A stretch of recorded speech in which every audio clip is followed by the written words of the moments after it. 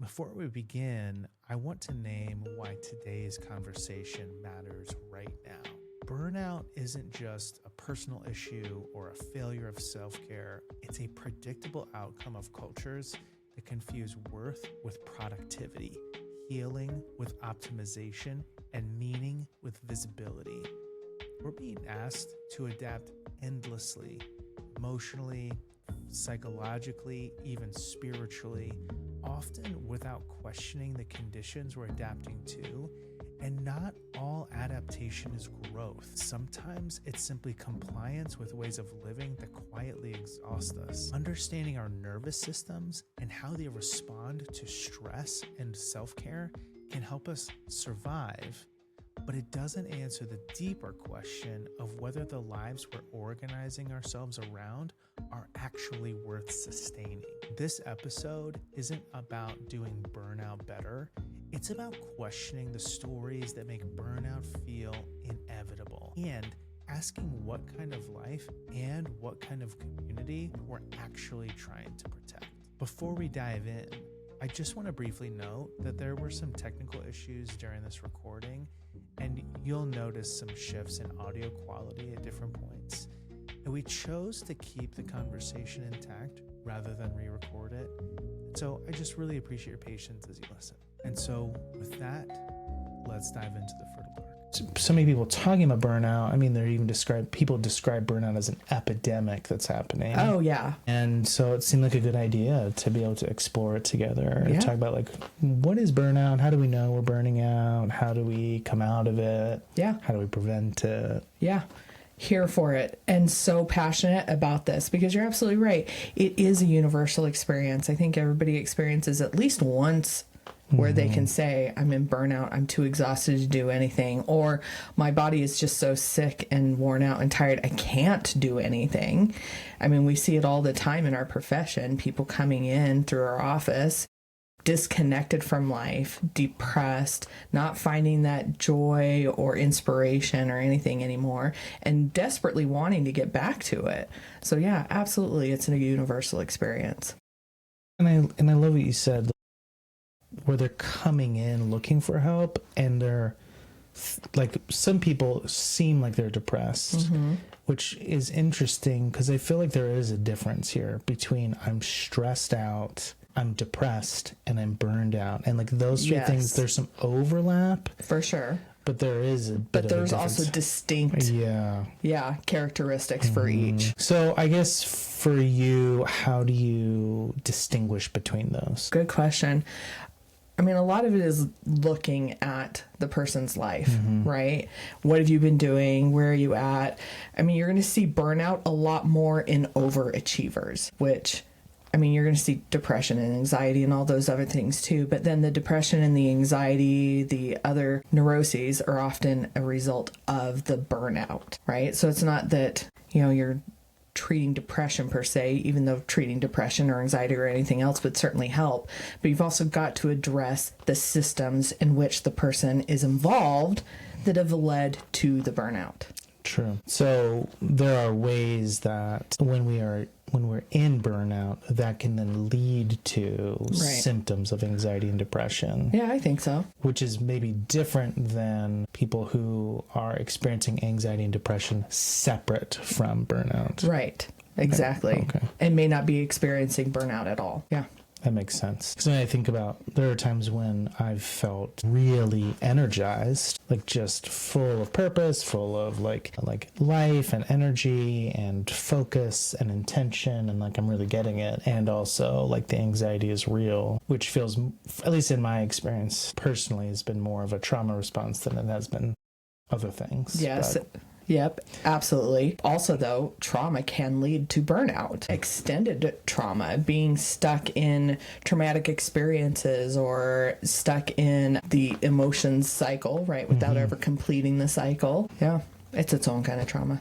It is. Yeah. Well, I wonder if it'd be helpful to even just explore, when we say burnout, what do we mean by it? Because yes, I feel like we live in a time where terms become ubiquitous. Yes. And burnout is one of those things. Absolutely. And pop psychology takes a hold of it, and people are using it left, right, and don't really know exactly what it is. Right. Yeah. I say I'm burned out when really I'm tired or I'm stressed. Yes. Right.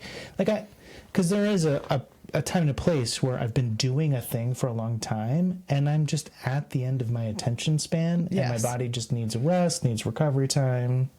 Yes. And that's a normal signal to pay attention to. That's also very different than what we're talking about. Yes, exactly. Okay, so burnout as like a technical term was created in 1975 from Herbert Freudenberger, which I don't know if I said that right or not, but we're going to go with that. It is a mouthful, and I tried. Created in 1975. Okay. Yes, it's all over pop culture right now. We're hearing it all over pop psychology.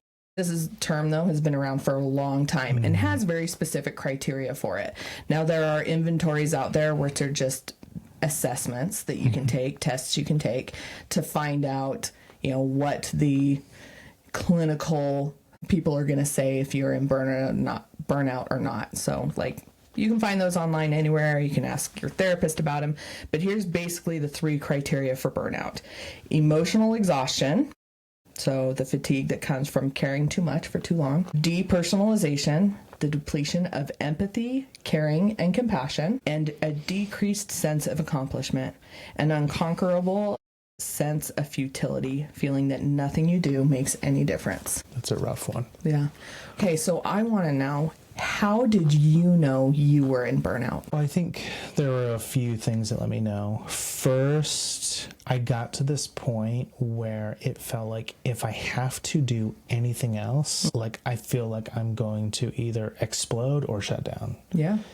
I was on this line where it felt like I can either burst into tears or rage out at any given moment. Yeah. It was immediately accessible, and all I needed was one extra thing on my plate. Yeah. So little small things that normally you could be like, all right, take a deep breath, it's fine. Right. Would send you right over the edge. Right. Yeah. The second thing was I felt so angry and cynical all the time. Oh, yeah. Right. Yeah. Where it was I just stopped having a positive outlook about stuff. I couldn't see it as it was basically it, and also that it doesn't even matter what I do. There's a sense of powerness or futility that comes into it. Yep.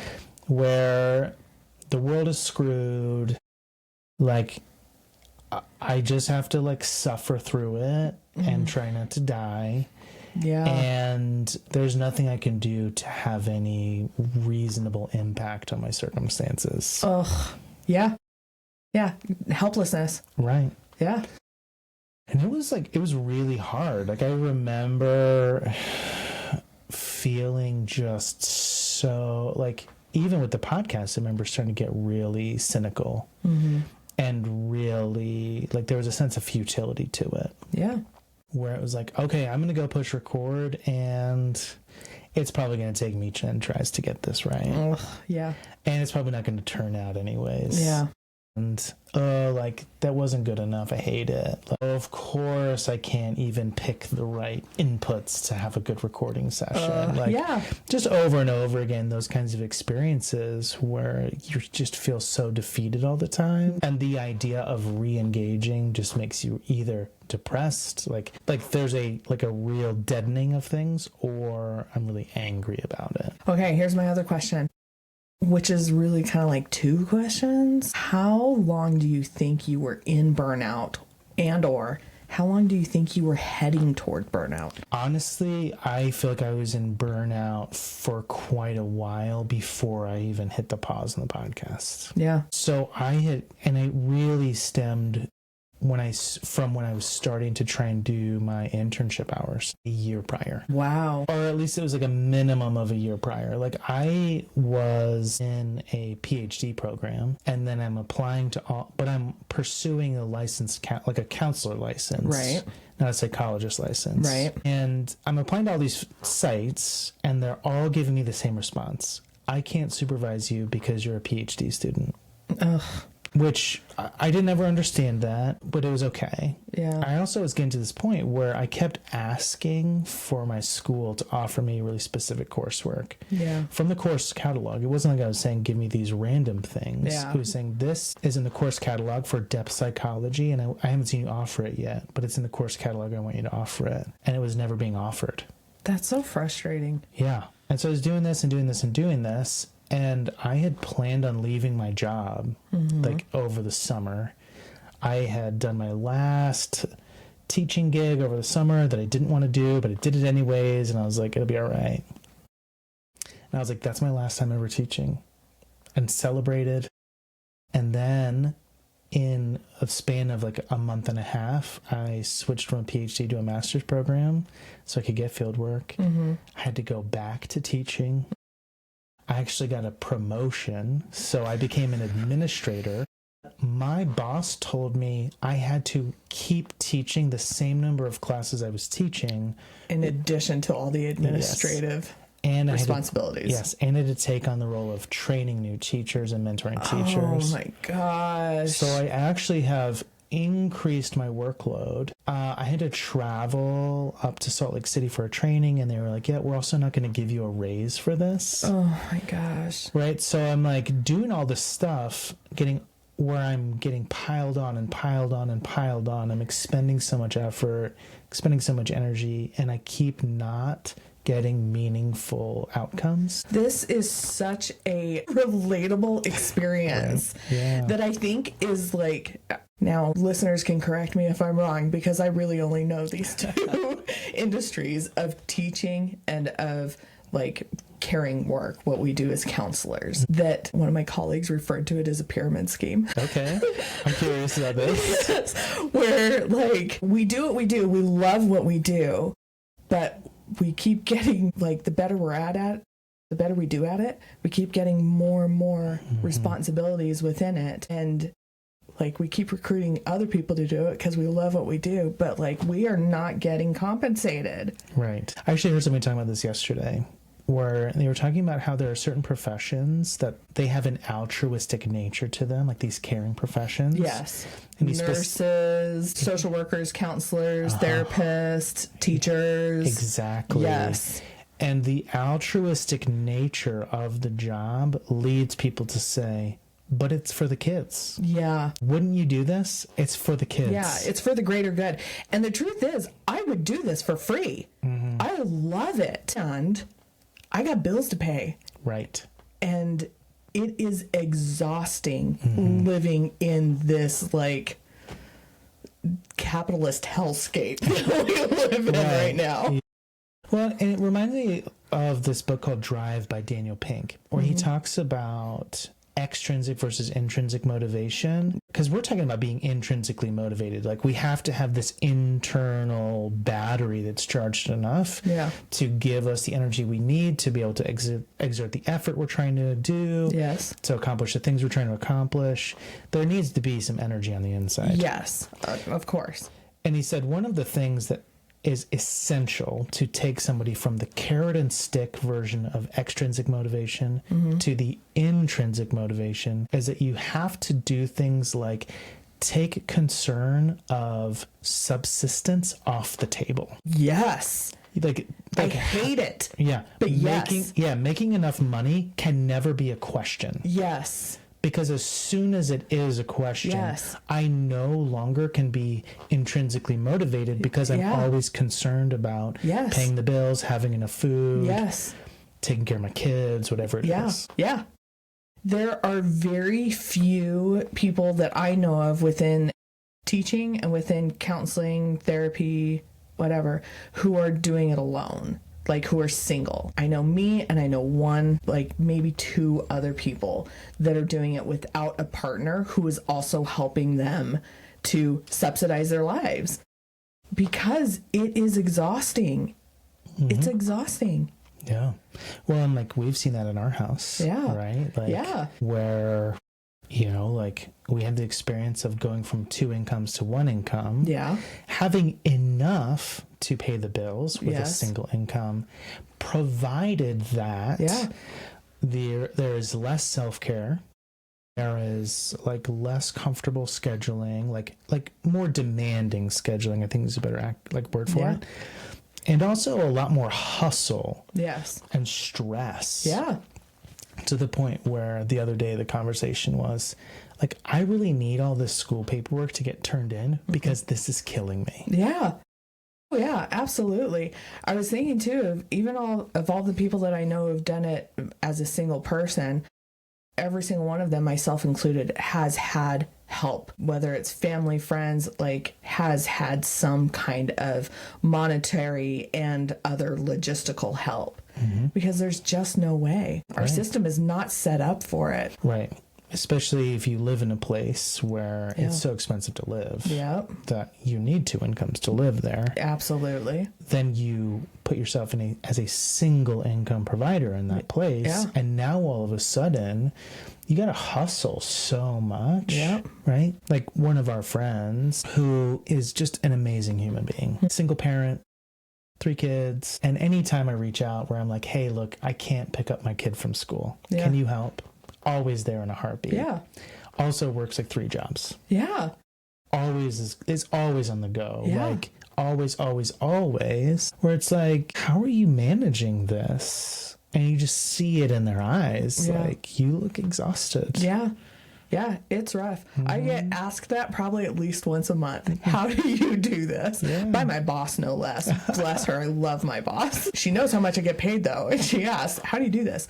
Look, I live so cheaply. I live cheaply than anybody else I know, more cheaply. And it still is rough. But we do it. We make it work somehow. But speaking of hustle, like that's prevalent and absolutely leads to burnout and is not sustainable and is not how our ancestors worked. This is one of the very interesting things I've learned in the last year and in reading and preparing for this podcast too, is that our ancestors did not hustle like this. Like sometimes we think of our ancient ancestors as like, oh, they must have been exhausted all of the time, you know, having to work day in and day out in the fields, or hunter-gatherers even always having to work for for themselves to be able to live and survive. And really that wasn't the case. That when we look back at those cultures and we look at their artistry, at their like folk goods that they were creating, is that they likely had more months out of the year where they were resting, where they were creating, than they had working. And we just don't have that now. We don't, I mean, some European countries do, you know, they'll take the whole month of August off to go to the beach, but we don't have that here in America. Right. And there is so much hustle, right? And hustle is like, there's some social capital to that. Oh, 100%. Right. I mean, there's kind of the cultural underpinnings of it. Yeah. Really, Cal Newport talks about pseudo productivity leading to burnout, where we're doing so many things just to look busy. Yep. To show that we're busy. Like, look how many emails I've sent, and look how active I am in this like chat thread, and look how many phone calls I've made. And yes, there is a certain degree of necessity to the administrative kinds of things, but it also prevents us from experiencing the deep and meaningful work that actually rewards us and prevents burnout. Yes. And it is rooted, at least the way he talks about it, it's rooted in the Industrial Revolution. Yeah. The problem is that, like, human beings are not an assembly line. Yeah. Well, I think, too, the interesting thing of hustle culture is it is very individualistic, which, of course, we know American culture is very individualistic, but it's competitive, right? Like, I'm more busy than you are, right? I've worked more, I've succeeded more, I made more money, whatever it is, it becomes so individualistic that we're missing out on the community benefits of rest. Right. Yeah. Yeah, and we'll I can't remember who was saying this, but it's like we give our best selves at work, and then whenever we get together with home, like with family, with friends, like they just get whatever's left. Yeah. Where it's like we wrap our identity up in the hustle. Yeah. Rather than in like, who am I in relationship with the people around me? Yeah.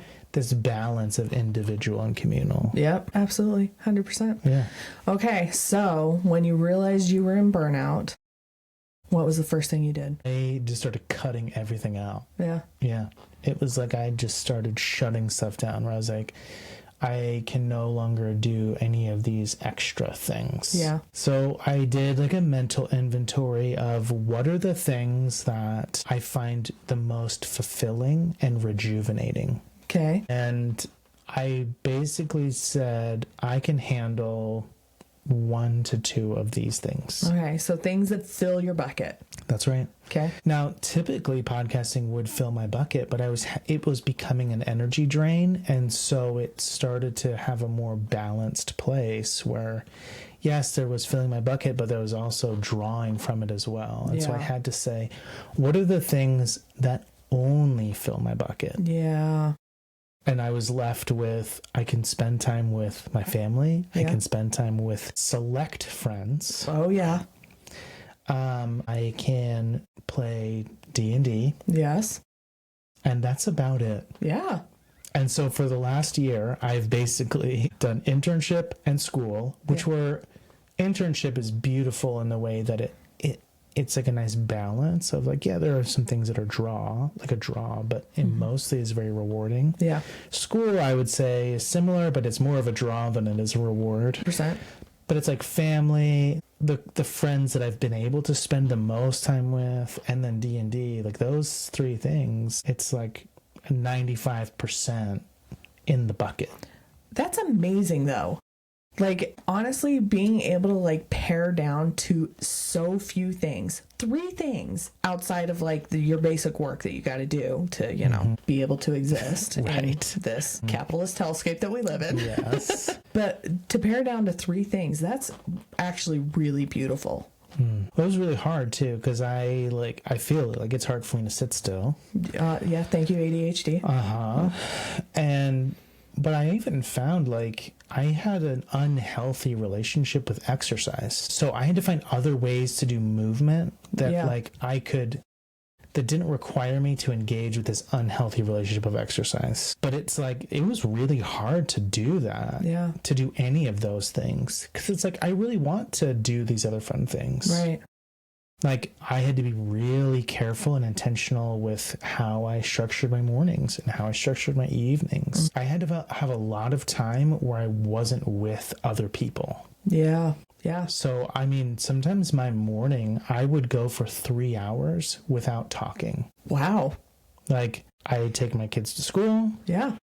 My partner and I have an agreement. She's going to go be by herself and have unobserved time. Yeah. And I'm essentially going to do the same. And we would go for 2 to 3 hours, and they're like, no one is talking. We're not even in the same room. Or we'd like see each other as like one went to the kitchen or something. Yeah. But it was like, I'm paring down the amount of time I'm spending just interacting with people.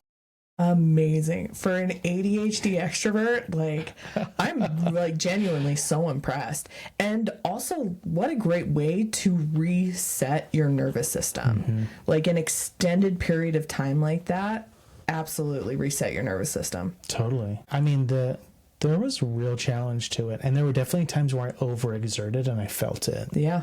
Where it's like, okay, I'm going to go do this extra thing. I'm going to come back and I'd be exhausted. I'm so proud of your mind-body connection and your mindfulness. Like, that's all I keep hearing in all of this. Like, oh my goodness, your mindfulness, your mind-body connection. Look at all that work you did. Set yourself up for success. Right. Amazing.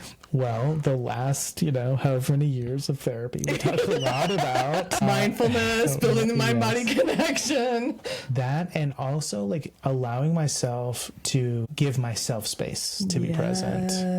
Where it's like, I can't expect anybody else to give me the space I need until I'm willing to give myself the space that I need. Honestly, this is one of the weird things about this like highly individualistic culture that we have, is that it is highly individualistic, but if you focus too much on yourself, you're selfish and it's bad, right? And so it's this like shooting ourselves in the foot so that, we can run another mile, which is counterintuitive. Right. Yeah. Yeah. And there is so much social pressure. Yeah. Like our kids go to a school that is so community centric, and there's so many like ways that the community tries to come together and like honor the changing of the seasons, honor the kids, right? Like be together in community. Yes, which community is so important, and so important for healing from burnout too. Right. And also, I had no space to do it. Yeah. It was like I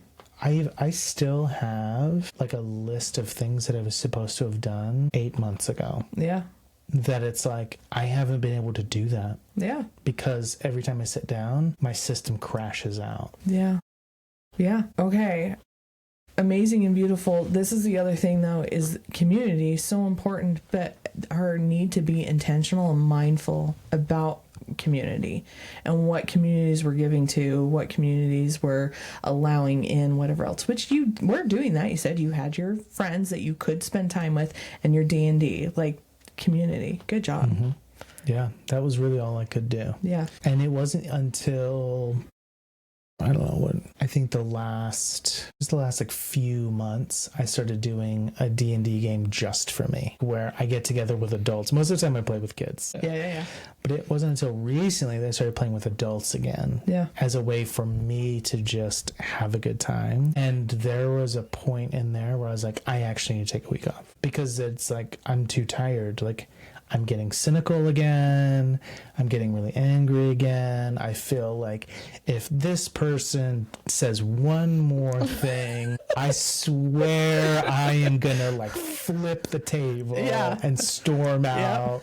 And it's like, oh, okay. Hey, that's a pretty good flag to mark. Like, oh, look it's coming up again. Oh, I feel it. The depersonalization is happening. Yes. Right? Yeah. Where it's like, oh, okay, let me take a week.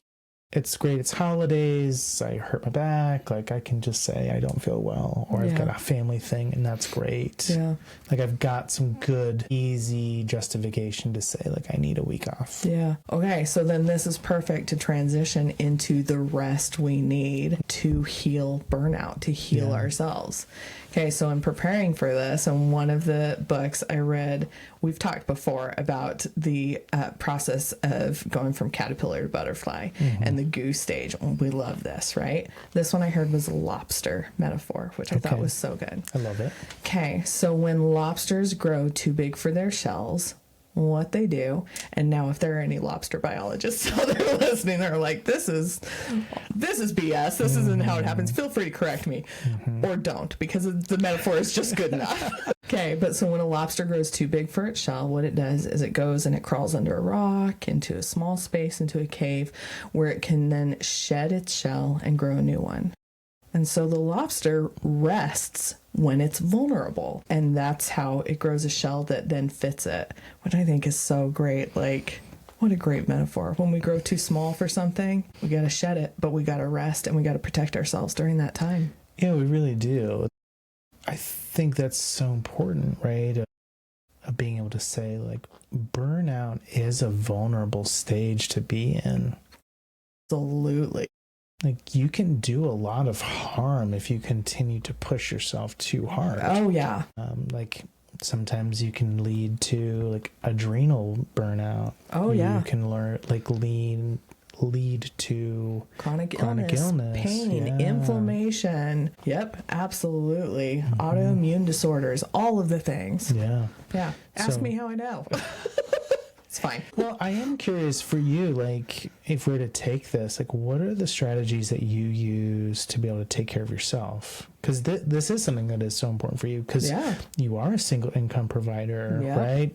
And you do struggle with chronic illness. Yep. How do you implement the lobster piece? Yeah. You know, over the last 2 years, it has been crazy how much I've had to implement that lobster piece, that going into a cool, dark place and hiding. After I got COVID, which I didn't get COVID the first time until 2023, right at the end of 2023.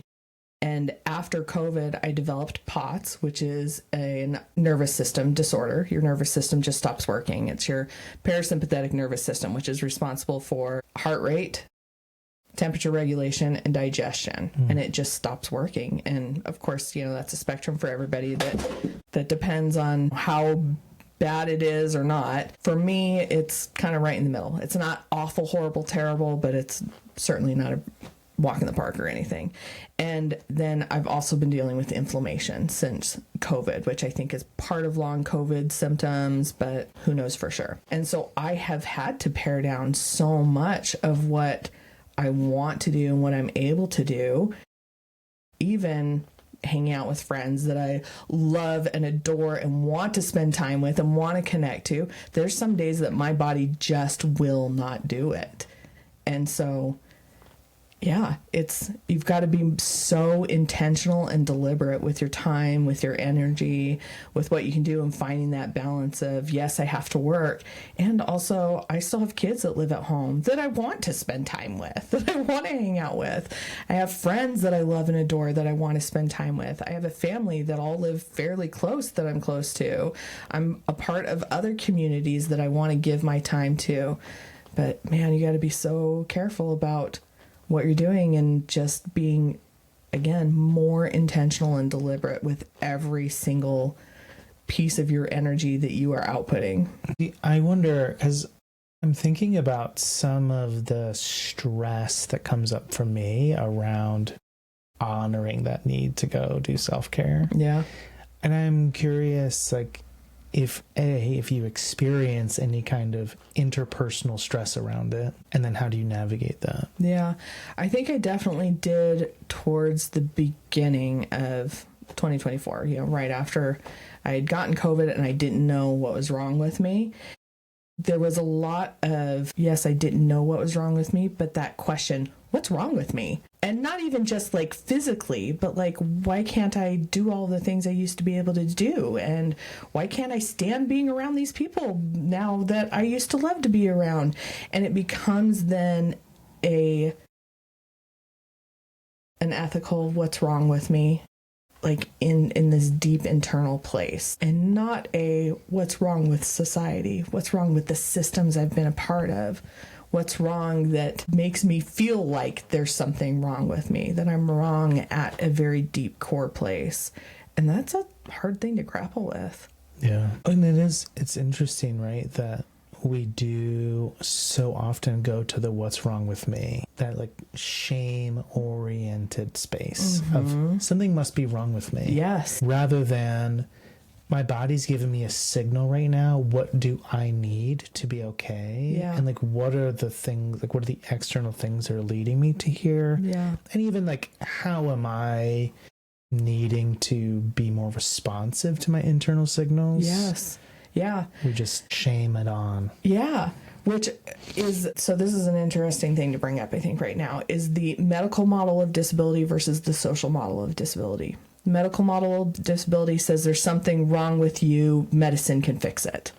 Whereas the social model of disability is our social systems are not set up to support any outliers. And so if we fix our systems, then disability will not be a problem or, as much of an issue anyway, which right now we've got a lot of things set up so that any outliers are seen as disabled, even ADHD and autism, right? Which we're seeing played out in, large ways in our government and in our social systems, but the same is true for chronic illness and chronic pain, for autoimmune issues, is that our systems aren't really set up for people who are more sensitive to stress, who are more sensitive to social injustice, because there are people out there who are more sensitive to these things. And when you're constantly being exposed to it over and over and over again, it's going to lead to all of this stuff. And so you're right, rather than looking at the systems we're a part of and saying, where can we change these systems? We're looking at the individuals. What's wrong with you? How can we medicate you so that you can exist within the system? Right. Rather than changing the system. Which isn't helpful. No, it's not. Yeah. It's harmful. Right. In so many ways. Yep. In so many ways. Yep. And I think it's interesting to consider too how the systems, like, when we look at the type of work that so many people are engaged in, those systems are just as unhelpful and unhealthy for people who don't necessarily have these other things on their plate. Yes. Right? Like if we were to just look at like an example of a typical knowledge/office type job, how many times a day are we being asked to engage in task switching? Right. And task switching, like that, we're doing a lot of neurological stuff in those moments. Yep. And you think about how much energy is being expended in just the experience of task switching. Email. I have to, even if my email is really quick and it takes me 3 minutes to write it or 2 minutes to write it. Yeah. Okay, I write it. Now I task switch again, and I'm going to read an email, and now I'm going to task switch again and write another one. Right. There's a book called First We Make the Beast Beautiful, which is, she's an Australian journalist who just researched anxiety and wrote a whole book about it. And it's so good. First of all, the audiobook is so good because you get to listen to somebody with an Australian accent read it to you. It's fantastic. But one of the things that she specifically points out is that people with high anxiety should be viewed as the canary in the coal mine. They should be viewed as telling us what is wrong with our systems rather than medicating them so that they can exist within our systems. Those highly sensitive people, we absolutely should be looking at them as the canary in the coal mine. What is wrong with our systems? You know, now most clothes you can get without tags. That's because of autistic people who have sensory processing disorders, who can't stand that little thing, right? And all of us are better off for it, right? Right. Yeah, absolutely. Those sensitive people where burnout is happening, where we're seeing it consistently happening, absolutely should be the canary in the coal mine. Yeah. Well, and especially because the things that are so difficult for somebody without those kinds of challenges is amplified for somebody with. Yes. Right, like I don't know how ADHD works for everybody, but I do know that for me, anything administrative, if you can get me to do it, it will take me longer, and the energy output is like 10 to 1. I am exhausted from doing administrative work. It just takes so much focus and attention and energy to be able to just sit down and do it. And I have all of these systems that I have to set up. It's like I've got to have like my focus music, and I've got a body double, and I'm going to do all these things to get through it. Like all the energy I expend to do, 30 minutes to an hour of admin. At most. Like if you could just sit down and get through it, 30 minutes to an hour at most. Then I have to go like lay on the floor and decompress. Right. And so it's like when we look at these kinds of experiences, we say like, okay, like A, we need to honor that if that is our experience. And also B, like, maybe this is a suggestion to us that we need to do something differently. Yeah. Well, and this is also, I think, the importance of recognizing diversity in neurological types, right? In everything. Because exactly as you said, ADHD person will not be productive if that is their only focus because of lots of different systems. It has to do with our brains and how they work and whatever. But if we can divide our attention with music, I do it with TV. It has to be a TV show that I've seen before, so I can't pay too much attention to it, but that's interesting enough that I enjoy enough that it'll take enough to give me that dopamine so I can do my administrative stuff. Right. Yeah, so I've always got TV playing in the background, and that is how I am the most productive with that torturous administrative stuff. Whereas for a neurotypical person, always don't have the TV on while you study. You're not going to get anything out of studying. Well, actually, that's the opposite is true for somebody with ADHD. Yeah. Exactly. And I also need to make sure I have a really good set of things I can choose between to listen to. Yes. Oh, yeah. If I over listen to one, I can't listen to it anymore. Oh, totally. It's just it's like nails on a chalkboard. Like, stop it. I can't focus anymore. I need something. I need novelty right now. Yes. Oh, there's a picture of a turtle on this one. Oh, I love it. Oh, look at these cool psychedelic inky things. Yes. Yeah. Okay, I gotta stop looking at those. It's so true. You need some novelty, but yeah. Well, I wonder if it'd be helpful to do two things. Like one, I think it could be helpful to maybe have a really nice way of evaluating where am I at with burnout, and then also talk about some examples of self-care strategy. because, we need to be able to actually recover. Yes. But we also need to know, like, sometimes we just need to be honest with ourselves and know how to be honest enough. Yes. Which I'm going to say always starts with mindfulness. Like anytime I get a chance to talk about mindfulness, I'm going to bring it in. But mindfulness, really, where are we in burnout? One, understanding and recognizing what burnout is, of course, which again, there's inventories, tests that you can take online, that those 3 criteria that we talked about. All of that comes to knowing yourself, being able to stop and notice, right, what's happening with you. Notice that I'm right on that hair's width of a line of whether I'm going to blow up or cry about whatever it is that comes my way. So one, being able to notice that. Having that mind-body connection so you can recognize your body when it's getting too stressed, too tense, whatever else.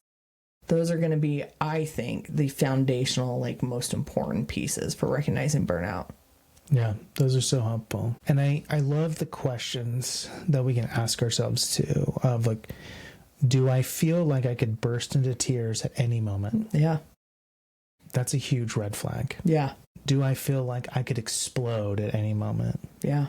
Like, have I said things to the equivalent of, if I have to deal with one more thing, then, and I'm going to like lose my mind or lose my cool, or I'm going to flip tables or whatever. If this happens one more time, if I have to deal with one more thing. Yep.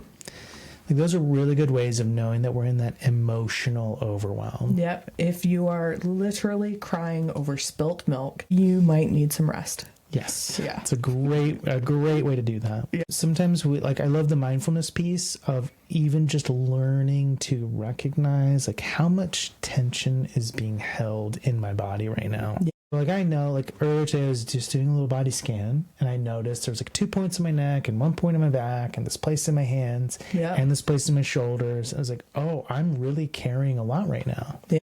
Great. But because I'm aware of that, now I can allow that to cycle to complete itself. Yeah. It's funny to say that I feel like my issues post-COVID, my like POTS and long haul COVID are a privilege for me because it has made me so sensitive to those types of things.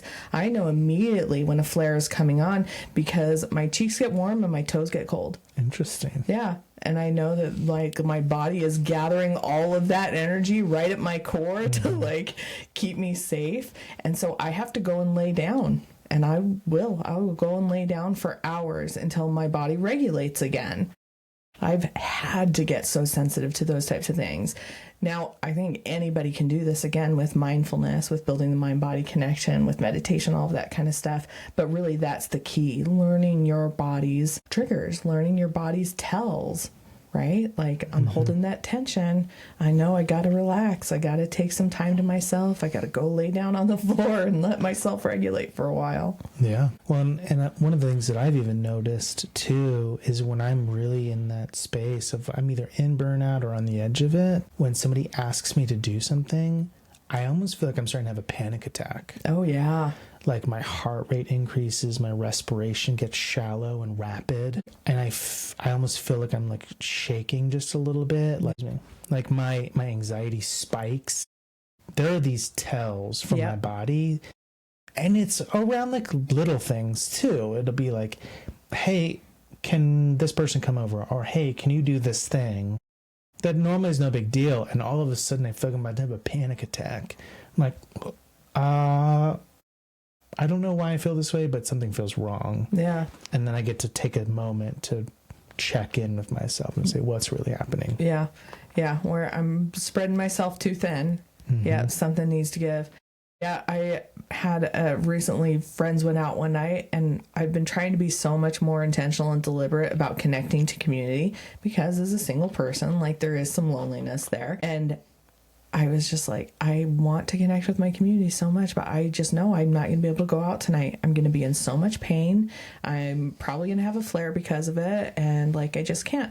And so I asked my friends who were going out, would you just stop by my house on your way? Which I know I was right on the way. And I'll just come outside and say hello for a second. And then you guys can go and have fun and whatever else. And they did. And it was so nice. And I got that like moment of connection with my community. But I was also just able to say, no, I can't do a whole night of this.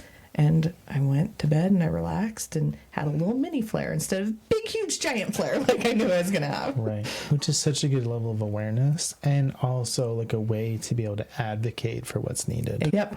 Okay. Yeah. So mindfulness. Right. I also love the question of, I mean, I'm curious how we could even evaluate, because I think the depersonalization is really important. Yes. That like cynicism that comes in. Mm-hmm. Like, I wonder if there are ways that you assess for that or check for that within yourself. Ooh, good question. I don't know. I mean, if I thought about it, spent some time, how do you tell when you're like heading towards depersonalization or when you're in it even? Which... Okay, so let's talk about the difference between depersonalization and derealization, right? So depersonalization is like more of an internal. Derealization is like the outside world doesn't feel real anymore. Okay, so depersonalization is a disconnect from yourself. I mean, I think for me, it would probably be feeling disconnected from my body, feeling more numb, which I don't feel very often anymore because... I'm so in here. Like sometimes it would be nice to disconnect a little bit. Well, I think that's helpful, right? Like, am I feeling numb? Yeah. Like, do I have moments of numbness? Is it a consistent experience?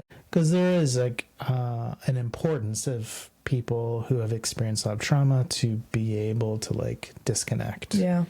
Like in like triggering experiences. Right. It's a protective state. Right. Yes. And also, how much of the time am I spending feeling numb? Yeah. And then am I feeling like I'm pretty present and just numb? I don't feel anything. Yeah. Right? I saw like a funny short where someone was like, how do you know if you're an ADHD, like a burnout with ADHD? You're eating food just to feel something. Yeah. Right? But like, that's for me one of my signs is like, I'm so numb, like the way that the numbness is actually a stress response, and I'm eating more than I would normally eat, and I'm eating terribly. Yeah. Okay. So I think this is actually a great point to discuss self-harm, because self-harm happens in a lot of ways. Like oftentimes we think of it as just like cutting, right? Which is very common in teenagers and adults also. But self-harm can happen in so many different ways. Eating just to feel anything. Spending is a big ADHD self-harm thing, right? So yeah, I think recognizing what self-harm might look for you in different ways. I am just trying to feel something. Yes. I think that other piece is cynicism. Like, am I noticing like a lack of positivity or a lack of hopefulness in the types of comments I'm making or in the way that I'm seeing things moving forward? Yeah, totally. Which I think translates into that third criteria of burnout. Yeah. Let's talk about self-care. Yes, please. So I've always said I have 2 criteria for self-care. You're doing this thing because you're a person who's worthy of love and care, or you're doing this thing because you're listening to your body and this is what your body needs. And so for me, self-care has really all been more about the intention behind the action rather than the action itself. Interesting. How so? So this is the example I always use with clients when I'm explaining self-care. You could be lying in bed one night and you're like, I'm freaking exhausted. I've done so much today. I'm so tired. And I'm going to go to therapy tomorrow. And I know Charmaine is going to ask me if I've done any self-care. So I've got to do something. You know what? I'm going to get up and I'm going to brush my teeth. And that's going to be my self-care today because I love how my teeth feel after they've been brushed. They're so clean. And I feel so much better when I go to bed with a nice, clean, tasting, feeling mouth. That's going to be my self-care. Right? See, we've put a lot of intention behind it. We put some mindfulness into it. Then that's self-care. Simple act of brushing your teeth. If you're doing brushing your teeth mindlessly, that's not self-care. That's just upkeep, right? Okay, let's say though that the next night you're lying in bed and you're like, oh, I was exhausted today and I, didn't do anything. And I know I'm going to go see Charmaine next week and she's going to ask me about self-care. And I just don't even think I can get up and brush my teeth tonight. I'm just too exhausted. You know what? I'm not going to get up and brush my teeth tonight. I'm going to brush twice as hard in the morning and I'm going to go to bed 2 minutes earlier tonight. And that's going to be my self-care. And it's going to feel so good not to have to get out of bed right now. Again, you've put a lot of intention into it. You've put a lot of mindfulness into it. You've thought it's going to be so much nicer not to get up and do anything. Then not brushing your teeth is the self-care for that day. So that's why I say the action, the behavior does not matter. What matters is the intention behind it. And being intentional and deliberate. It could be anything. It could be listening to music, taking a nap, going for a walk, brushing your teeth, not brushing your teeth. What matters is the intention behind it. It's really powerful. I mean, intention really drives so much. Yeah. I do think in addition to that, there are some other things that can be really helpful. Okay, lay it on me. I was listening to Andrew Huberman talk about cortisol reset. Yeah, okay. And I feel like this was really helpful simply because when we are in burnout, we're in this place where we've been under significant stress for an extended period of time, which is burning through, we are just flooding our system with cortisol all day, every day, which is horrible. Yes. It's not good. And some of the things he talks about is get plenty of sleep. Yes. You got to get plenty of sleep. Yes. Now, for me, what that means is I know that there are sometimes just in my natural rhythm, I can get a good enough quantity of sleep, but not a good enough quality of sleep. Yes. And so I have to be really mindful of that. Of yes. I'm getting the hours in, but how am I feeling when I'm waking up? Right. And there are studies that have been done about when the most impactful REM cycles are and all of that. But the important thing is you're getting quantity and quality sleep. The other thing he talks about is waking up in the morning and getting morning sunshine in your face. Oh, yeah. Eastern facing sunlight. Okay. Right? You got to go out and get it for a little bit. Yeah. And I actually practiced this recently. Yeah? Yeah. How did it go? I felt so much better. I heard a variation of that, and it's 5 deep breaths outside. Yeah. But yeah. Yeah. So those are 2 things that he talks about that I think are really helpful. Okay. A good quantity and quality of sleep, Yeah. and then morning sunlight. Yeah. One of the other things that comes up is delaying caffeine intake Okay. Yeah. for at least 90 minutes after you wake up. Yeah. So some people, one of their intentional things they do for self-care Yeah. is they have their morning coffee or morning tea. Totally. And it's a ritual. Which are so good for us. Right. Rituals. Our bodies love rituals. Delay the ritual 90 minutes. Okay. First, go outside. Yeah, I like it. Which there's some really beautiful things that about connecting to the earth and all of that can come in too. 100%. We live in Phoenix, and so sometimes in the summer it's really hard to want people to go outside. Impossible. Right, it's already 95 degrees and it's 5 a.m. Yeah. The sun has come up and we're in 100. Yes, but those things are really helpful. Yeah. Right. I also have found, for me, having a way to develop the mind-body connection in some way. Yes. Right? Meditation, journaling, exercise. Yes. Which exercise doesn't necessarily mean going to the gym. No, it doesn't. It can mean I go for a walk. Yes. Which can include a nice little walking pad in my living room. Yes. Okay. I've always said it's the exercise that when we talk about for long-term mental health is the moving your body with the intention of moving your body. So again, coming back to intention and mindfulness, it doesn't mean that you have to get your heart rate up to 130 beats per minute for 30 minutes, which is great for you, yes, but it's the moving your body for the sake of moving your body. I love that, which I think can help prevent the input of shame as part of the movement experience. Yes. Yeah, absolutely. In Burnout book by Emily Nagoski, which was great. She talks about completing the emotion cycle, right? When we get high emotions, we got to let them go to their natural conclusion to move them outside of our body. She talks about moving through the tunnel, or if you're running away from a lion and suddenly the lion just drops dead, you haven't really completed that cycle. She talks about like running to your village and them saving you or celebrating with you that you got away from the lion. That's the idea of completing the cycle. But that moving your body is one way to complete those cycles. You know, we don't live in a place and age where we're running from lions and can complete that cycle easily to get that stress and that tension out. But our body reacts as if we were running from a lion when we get an email that's stressful, right? And moving your body is one way to complete those emotional cycles. Which is so great. Yeah. One of my favorite ways to do it is the shakeout / ugly dance. Oh, totally. Yeah. Where, like, sometimes I do it with clients, sometimes I just do it by myself in between, where like I literally just shake my body around. Yep. Like I'm having some kind of convulsive dance move. Yeah. Yeah. Ecstatic dance. Yes. Yeah. It's so great. I love it. Yep. Another good one that I keep seeing lately on socials is bouncing, like just getting up and bouncing and moving. And Yep. I like this shoulder shimmy. It's a good one. Yeah.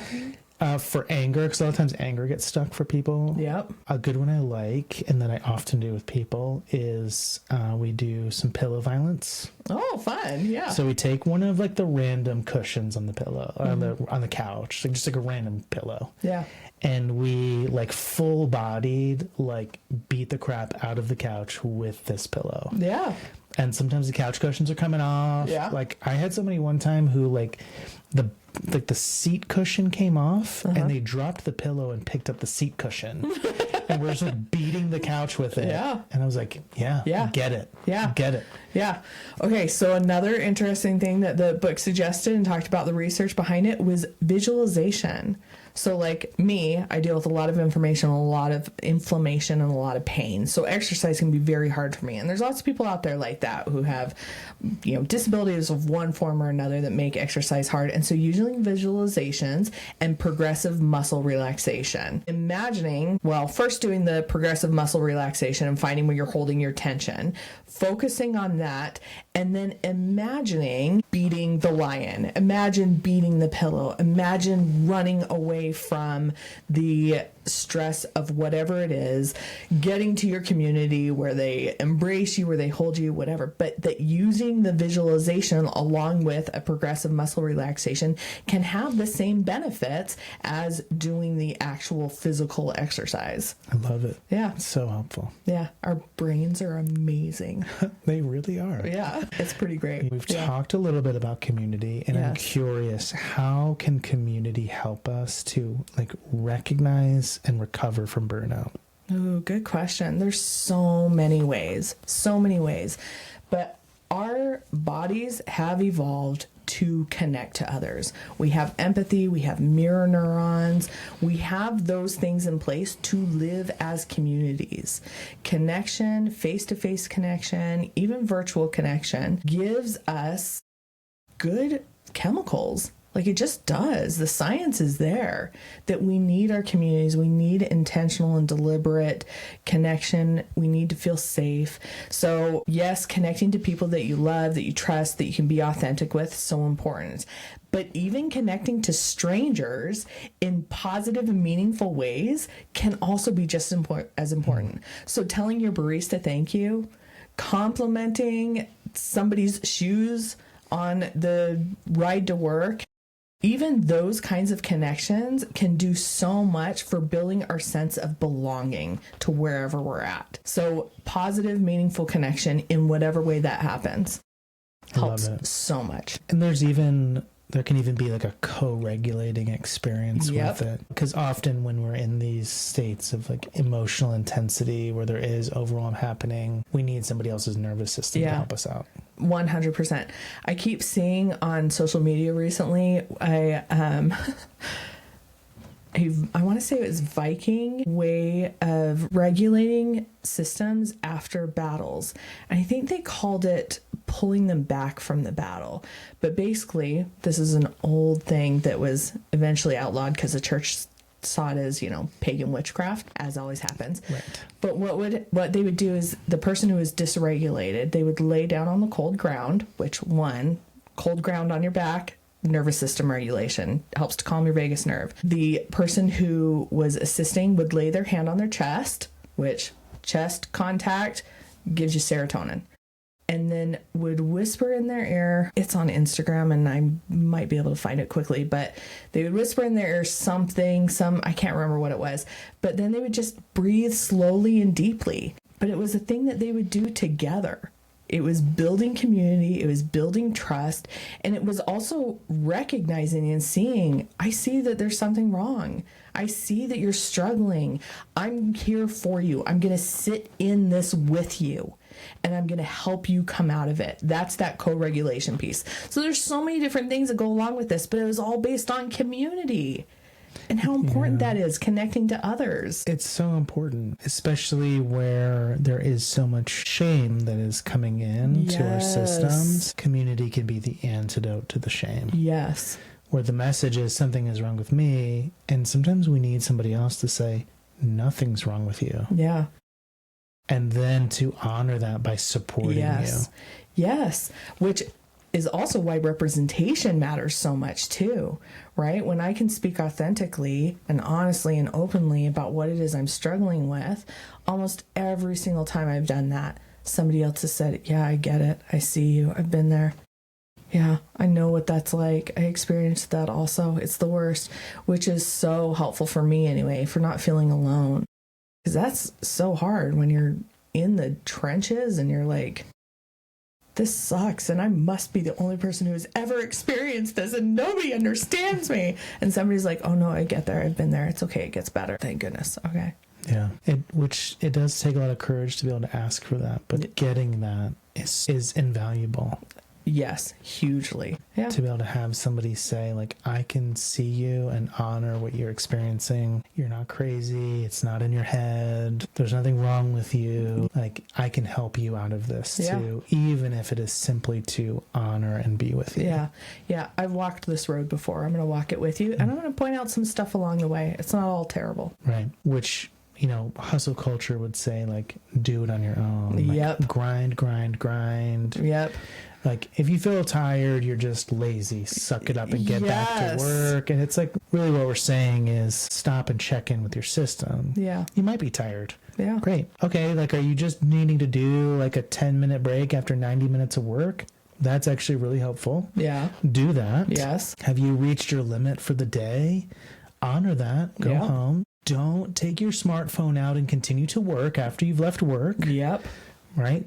Put your email away. Don't text your work colleagues unless you guys are, like, actually friends on the outside. Yes. Don't do the things that help you put work away and recharge and reset. Yeah. So it's like one of the things that I really like as an analogy is like the KonMari method of cleaning your house. Oh, yes. Does this bring me joy? Yep. Doing the same thing with your life and just saying, like, I'm exhausted. Let me KonMari my life right now. Yeah. Does this bring me joy? Yeah. I had this was years ago. I was telling a friend that somebody was bothering me, and I don't remember the details of it, but the friend said to me, you can KonMari that person out of your life. And I was like, oh my gosh, I can KonMari that person out of my life. This doesn't bring me joy. I don't need this person in my life. Like, they can go and get their people elsewhere. I can get my people elsewhere. Absolutely. You can KonMari so many things out of your life. Yeah. Yes, the clutter, but also the old habits, the old coping skills, people sometimes. Absolutely. If it's not bringing you joy, assess. Is it necessary? Because you don't have room for anything else unless you can do some pruning anyways. Yes, exactly. Like, if I want to learn how to play guitar and there's actually no additional time or space or energy, well, that means I need to get rid of something in order to introduce something new. Yeah. As opposed to just saying, I'll squeeze it in somewhere. Yeah, exactly. Stop, pause. Don't do that. It's not helpful. Yeah. Yep. No, prune. Exactly. Yeah. And sometimes we also just need to be vulnerable and, like, letting people know, like, hey, listen, I'm really sorry that I haven't gotten back to you on this thing. Like, I've been in a really hard place and dealing with a lot of things. It's not that I haven't forgotten, and it's not that I don't care. Yeah. I just can't. I don't have the energy for that. Yep. I'm burned out. Also, what a good litmus test for who your people are, right? Because if you come to me and tell me that, and I'm like, thank you so much for telling me. Good job. I'm so proud of you. All right. Call me when you got time. Right. Whereas, like, if I come to somebody and tell them that and they're like, okay, you probably need to work harder and you need to do this and you need to do that. And I go, wow, you are not my person. Right. Yeah. Yeah. So helpful. Yep. Well, some great tools, some great resources. Yes. Burnout's real. Burnout is real. It sucks. It sucks so bad. Be nice to yourself. Yeah. Be nice to yourself. Take care of yourself. Connect to your people. And you can get out of it. You can recover from it. Absolutely, you can. Mm-hmm. As we close, I wanted to offer a few ways to help you try and stay in relationship with some of the things that came up here, without trying to rush into any kind of fixing it or problem solving.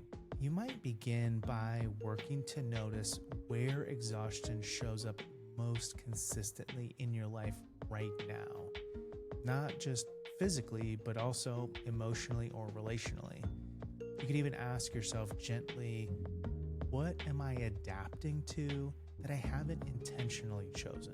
You could also take a few minutes this week to name the kinds of things that actually restore you, not what's most productive or impressive or optimized, but the things that leave you feeling more intact afterwards. And if this conversation resonated, I'd genuinely love to hear how you're sitting with these kinds of questions. I would love for you to engage with us by sharing your reflections, reaching out through some of our online spaces, or even passing this episode on to someone who's been carrying a lot more than they let on.